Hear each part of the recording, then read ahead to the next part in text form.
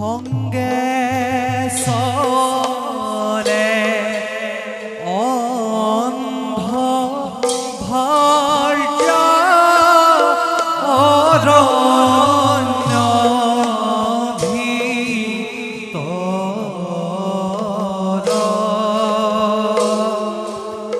সংগে চলে অন্ধ ভাৰ্যা অৰণ্য ভিতৰ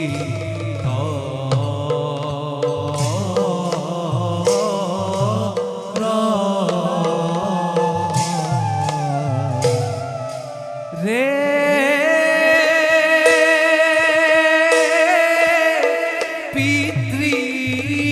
পিতৃভক্ত হিন্দু মনি গুণৰ কৰ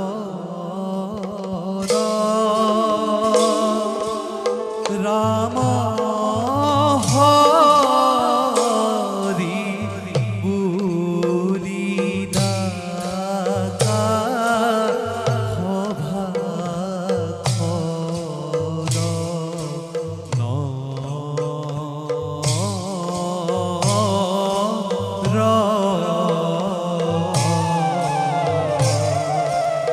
ৰাম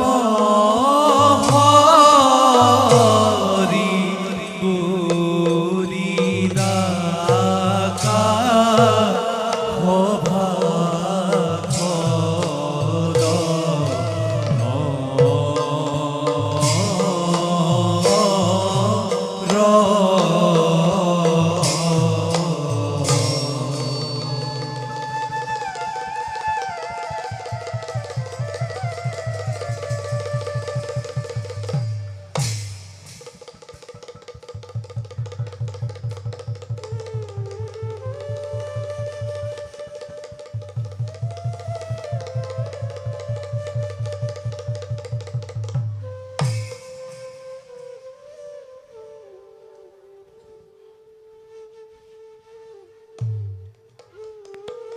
পিতা বাছা আই বাছা অধম পুত্ৰৰ সেৱা কৰিবা গ্ৰহণ দীৰ্ঘায়ু আয়ুষ্মান ভৱ পুত্ৰ আয়ুষ্মান ভৱ বাছা সিন্ধু পিতা দৃষ্টিহীন পিতা মাতাৰ একমাত্ৰ আচলৰ ধন পিতা কচোন বাছা তোৰ মুখতেই শুনো আমিনো কিমান দূৰ পালোহি পিতা আমি এতিয়া অযোধ্যাৰ দক্ষিণ প্ৰান্তৰ সীমামূৰীয়া অৰণ্যৰ মাজত বাছা কিন্তু তই আমাৰ জীৱনৰ একমাত্ৰ সম্বল আই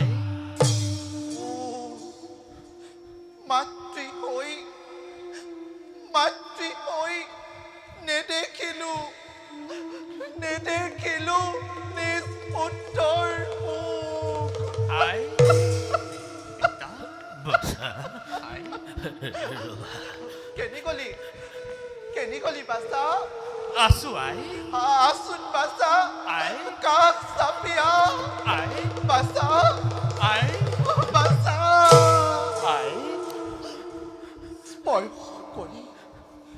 স্পৰ্শ কৰি তোৰ সুকোমল দেহা আই আনন্দ লগো আজি দুখুনি মাতৃয়ে আই বাছা মোৰ শুন তই যে আৰু আমাৰ বাবে কিমান কষ্ট সহ্য কৰিবি বাছা কিমান কষ্ট সহ্য কৰিবি সঁচা কথা বাছা পিতা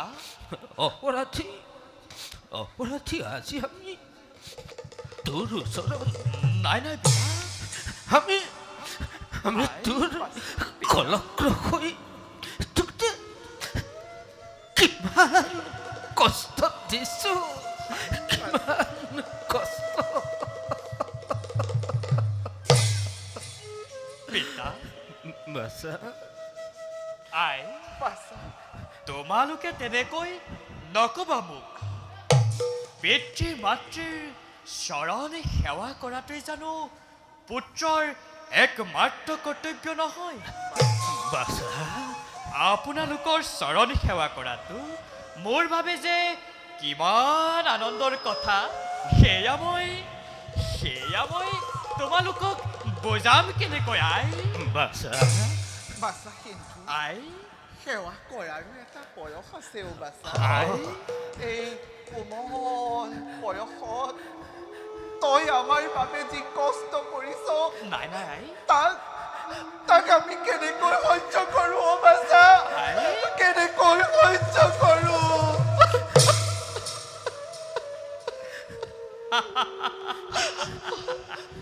আই বাছা পিতা বাছা মইনো বাৰু ক'ত কষ্ট কৰিলোঁ যি পিতাৰ বাবে বিনন্দীয়া সৃষ্টি দেখিলে যি মাতৃয়ে 10 মাহ 10 দিন গৰ্ভত ৰাখি নিজৰ বক্ষৰ অমৃতেৰে মোক ডাঙৰ দীঘল কৰিলে আই বাছা তাৰে প্ৰতিদান জানো পিতা বাছা তাৰে প্ৰতিদান জানো কোনো পুত্ৰই তেওঁৰ জীৱনত খুজিব পাৰে বাছা কোনোদিনেই নোৱাৰে পিতা আৰু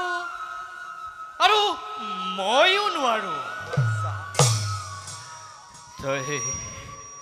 তই বৰ ডাঙৰ ডাঙৰ কথা ক'বলৈ শিকিলি অ' বাছা পিতা হেৰা জীৱনেই তোক বাধ্য কৰাইছে পিতা যি সময়ত তোৰ লগৰ সমনীয়াই আই ৰং ৰহস্য কৰিছে খেল ধেমালি কৰি জীৱনটো উপভোগ কৰিছে সেই সময়ত তই তোৰ এই অন্ধ পিতৃ মাতৃৰ জীৱন ৰক্ষাৰ স্বাৰ্থত তই জীৱন যুঁজত অৱতীৰ্ণ হ'ব লগা হৈছে পিতা হাবিয়ে বননীয়ে ফল মূল বিচাৰি ফুৰিছ পিতা লোকৰ ঘৰে ঘৰে ভিক্ষা মাগি ফুৰিছ পিতা কেতিয়াবা ভোকত আই কেতিয়াবা আই অনিদ্ৰাত তই পিতা দিন কটাব লগা হৈছে নাই নাই পিতা জানে জোৰে ৰ'দে বৰষুণে তিতি পুৰি ইমান কষ্ট কৰি তইনো আমাক কিয় জীয়াই ৰাখিব লাগে অ' বাছা? কিয় জীয়াই ৰাখিব লাগে পিতা পিতা বেজাৰ নকৰিব পিতা বেজাৰ নকৰিব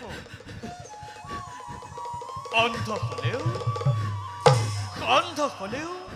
আপোনালোকৰ প্ৰশ্ৰয়ত থাকি মই সাহস পাওঁ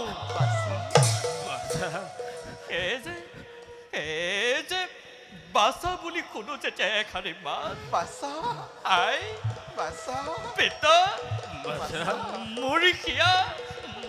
মৰিষিয়া হাত পৰি যায় অ' আই বাছা মৰিষিয়া হাত পৰি যায় বাছা পিতা বাছা পিতা বাছা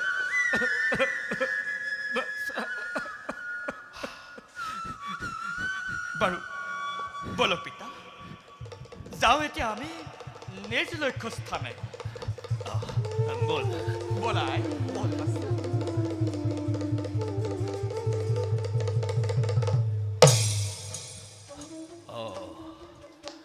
ৰচোন বাছা পিতা তইতো আমাক কৈছিলি আমি অযোধ্যাৰ দক্ষিণ প্ৰান্তৰৰ কোনো এক সীমামূৰীয়া অৰণ্যৰ মাজত আছো হয় পিতা কিন্তু কথা